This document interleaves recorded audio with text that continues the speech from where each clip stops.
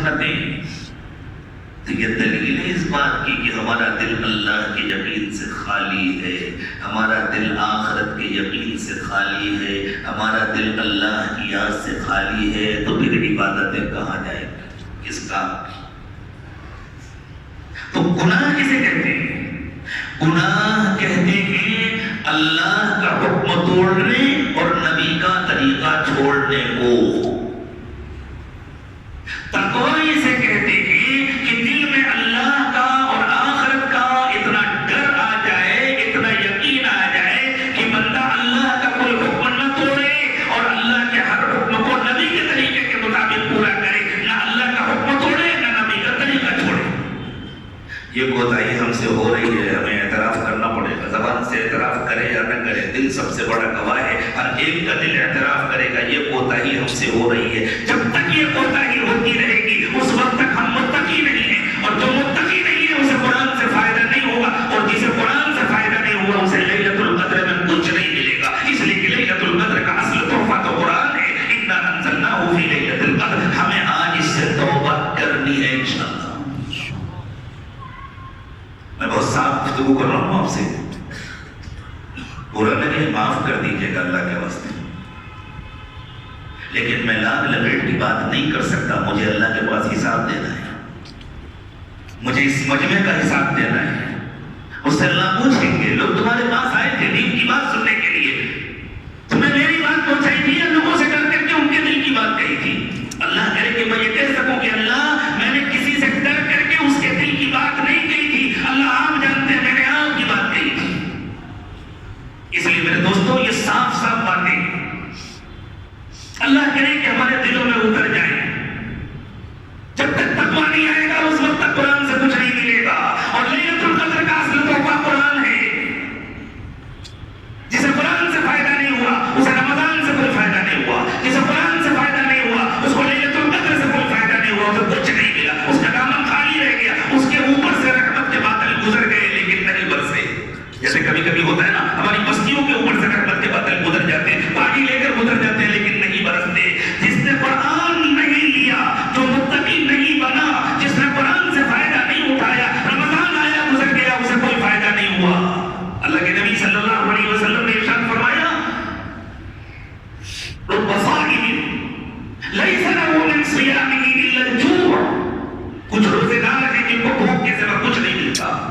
رب قائم لیس له من قیامه الا السحر، کچھ رات بھر عبادت کرنے والے، راتوں میں عبادت کرنے والے، آخری عشرے میں عبادت کرنے والے، جن کو جاگنے کے سوا کچھ نہیں ملتا۔ کیوں؟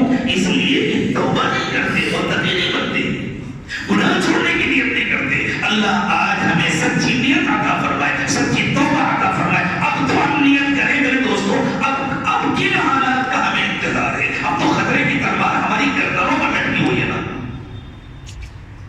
5 سالوں میں انتظار کیا تھا یوں کریں گے یوں کریں گے، کچھ نہیں ہوا، پہلے سے زیادہ برا ہوا۔ کیوں؟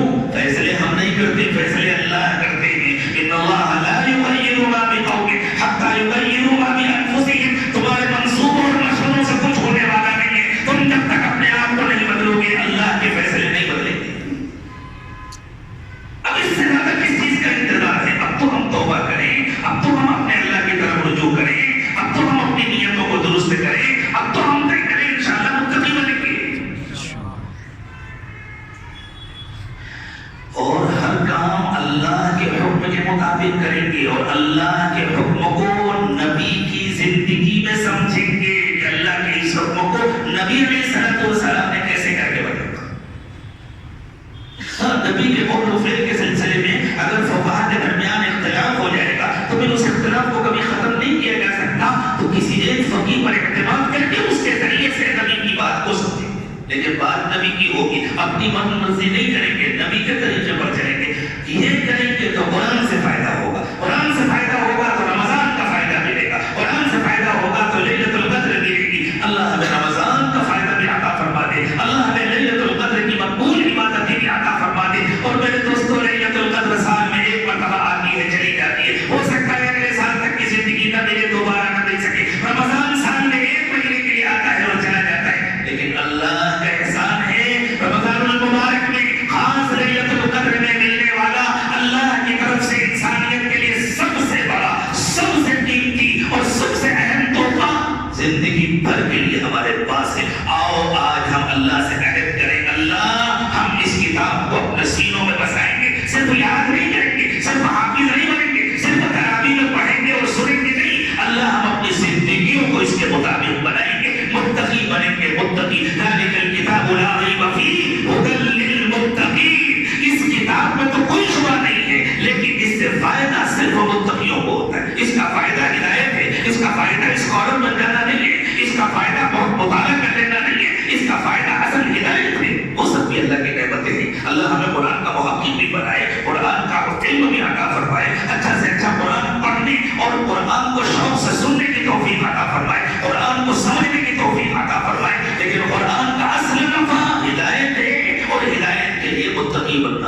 ہوئی ہے۔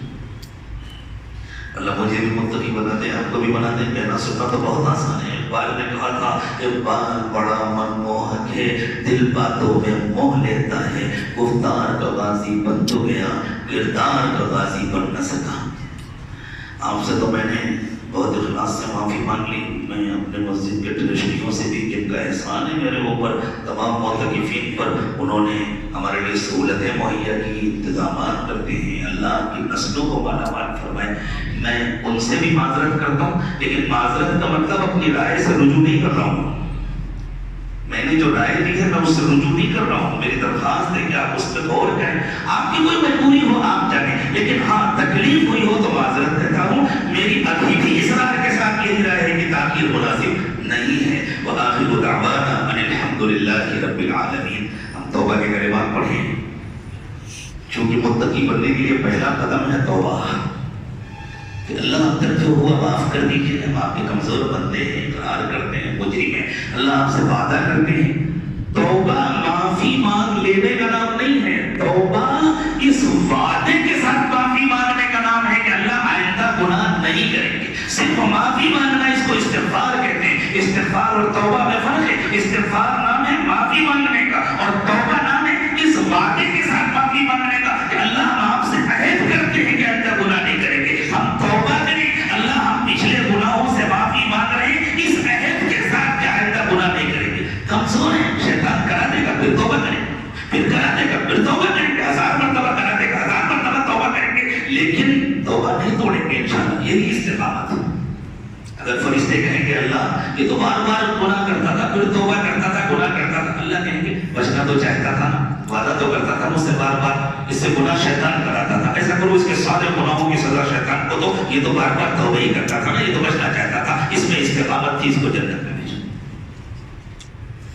تو توبہ کے کلمات کو پڑھیں۔ جو حضرات سلسلے میں داخل ہونے کی نیت سے تشریف لائیں وہ سلسلے میں داخل ہونے کی نیت کر لیں۔ بسم اللہ الرحمن الرحیم، لا الہ الا اللہ محمد رسول اللہ صلی اللہ علیہ وسلم، آمنت باللہ وملائکتہ وکتبہ ورسلہ والیوم الآخر والقدر خیرہ وشرہ من اللہ تعالی والبعث بعد الموت، آمنت باللہ كما هو بأسمائه وصفاته وقبلت جميع أحكامه، أشهد أن لا إله إلا الله وأشهد أن محمدا عبده ورسوله، أستغفر الله ربي من كل ذنب وأتوب إليه برحمتك يا أرحم الراحمين۔ اللہ تعالیٰ ہماری اس توبہ کو قبول کرے۔ اللہ کرے آج ہی لیلۃ القدر ہو اور ہمیں لیلۃ القدر کی توبہ نصیب ہو جائے، پھر اس کی قدر کرنے کی اللہ توفیق عطا فرمائے۔ ہمارے بزرگوں نے کچھ معمولات بتائے، ان کا اہتمام کریں تو توبہ پر قائم رہنا آسان ہوتا ہے، گناہوں سے بچنا آسان ہوتا ہے۔ صبح و شام کی تسبیحات پڑھیں، اللہ نے حکم دیا صبح و شام کی تسبیح پڑھا کرو، وسبح بحمد ربک قبل طلوع الشمس وقبل غروبها۔ اللہ نے فرمایا فجر کے بعد سورج نکلنے سے پہلے تسبیح پڑھا کرو، اور عصر کے بعد سورج ڈوبنے سے پہلے تسبیح پڑھا کرو۔ تو صبح و شام تسبیحات کا اہتمام کریں، تسبیح استغفار کی، تسبیح درود شریف کی، تیسرا کلمہ بھی پڑھیں تو کوئی